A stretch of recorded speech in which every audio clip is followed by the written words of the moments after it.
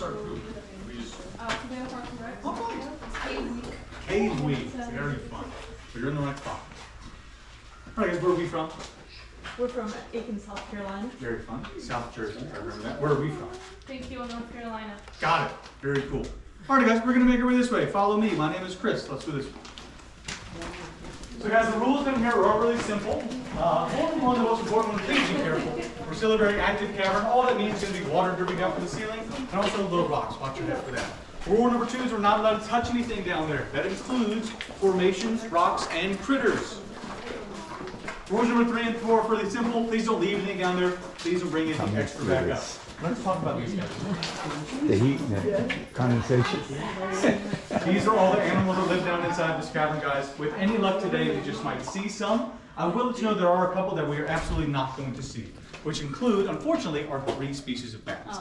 The bats are a hibernating species. They only live down inside the cavern during winter time, and now that it's almost 90 degrees every single day here in Virginia, all these bats are living outside. So you can see them out there, not down there.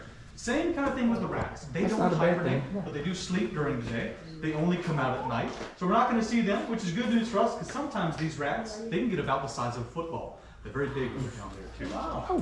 The salamanders live both in and outside the cavern. You're just as likely to see those guys out there as you are down inside of here. And these bugs, the cave crickets, act kind of like bats. They only come in during the winter time. These isopods and spring torpedoes are very, very small. So unfortunately, the only little bug we might be able to see today are the cave spiders. Okay.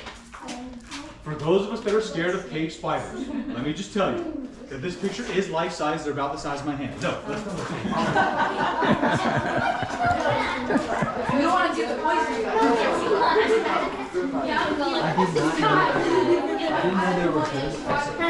You have the bunny? Oh, can I have some? The one-way trip.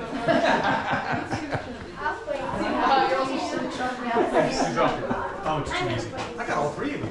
Goodness gracious. I'm partially that. You're partially very gullible? That's Wait till you get the inside. ceiling says gullible. Yeah, you can feel it. All right, guys, let's down right here. You've already started to feel the temperature go down. It is going to be 54 degrees inside the cavern.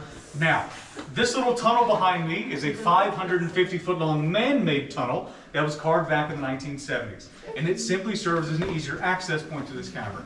This tunnel is going to be the coldest part of the tour. There's a little breeze that runs through here that does make it feel a little bit colder, which is actually good news. It means it's going to get a little bit less cold the further we go down. This tunnel behind me is also by far and away the creepiest part of today's tour. It's always foggy. Because it's very foggy, it's very dark, it's very narrow, it's very cold, it's very wet. But that means that as soon as you get through this, we're going to open up to some really big rooms that are really well lit. If you can make it through this part of the cavern today, guys, you can make it through the entirety of today's cavern. I'm not going to say a whole lot as we go through here, as there's not a whole lot to see. Before we get started, any questions, comments, concerns, or jokes? No. No. Good. Follow me.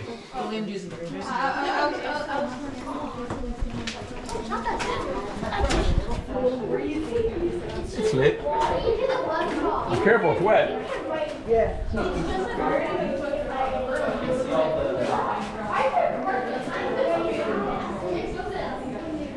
It's really not that bad. I'm a pain with this part.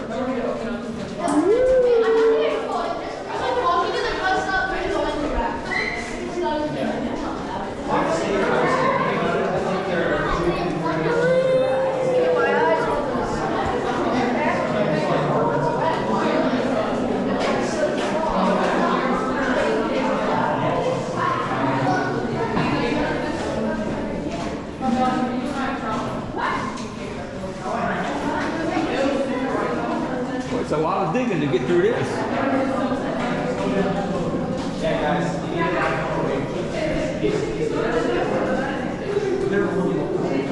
If you ever step on the back of my foot,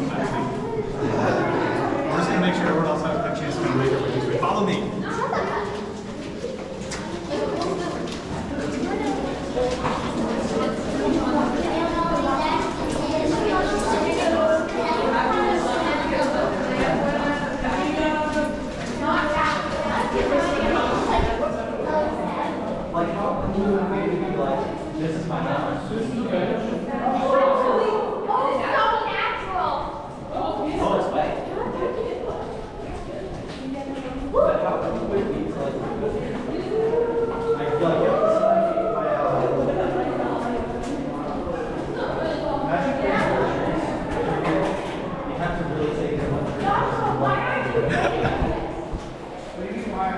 This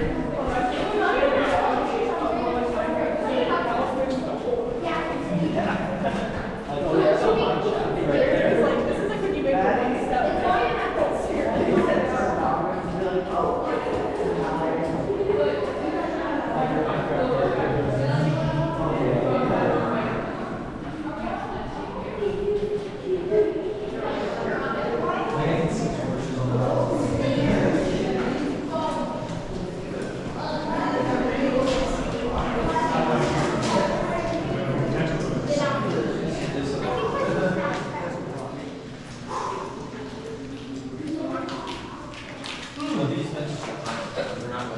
Feel free to sit.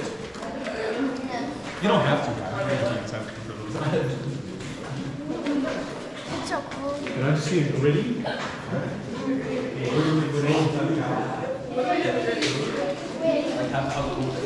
Alright guys, we're getting out of that man-made portion into the more natural side of things down here. Now, if you want to do a perfect gap up, the room will go into just a second. Who did? Or let's try that, Oh. but not right now. Now, I told should you it have was asked this before you left. Is this any of our first time inside of the cavern? Like ever? First time inside of the cavern? No? First time inside of the cavern? All of y'all? Very fun. This is my first time too. This should be all right. Now, guys, this cavern was actually first discovered. We opened up in 1978 for tours. We were first found back in 1885. We were actually found by two brothers named Jake and Joe Fitzgerald. Jake and Joe were hiking across the mountainside one day. They came across a big hole in the side of the mountain. And being 13 and 11-year-old boys, they thought it was a really smart idea to climb down the hole. That's exactly what they did. That hole in question, y'all, is this one back here.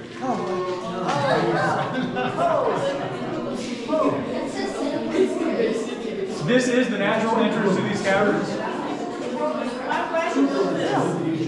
So, guys, before 1976, when we dug that GoPro, tunnel, stop this recording. was the only way in, and one of the only ways to get back out. Jake and Joe made the way all the way down to where we are, then eventually all the way back up to the surface. Upon getting to the surface, they told a whole lot of people about this encounter, including the man that owned this property. That man's name was Colonel Henry Parsons. Colonel Parsons was a businessman from Vermont that moved down to Nashville Station during the Civil War.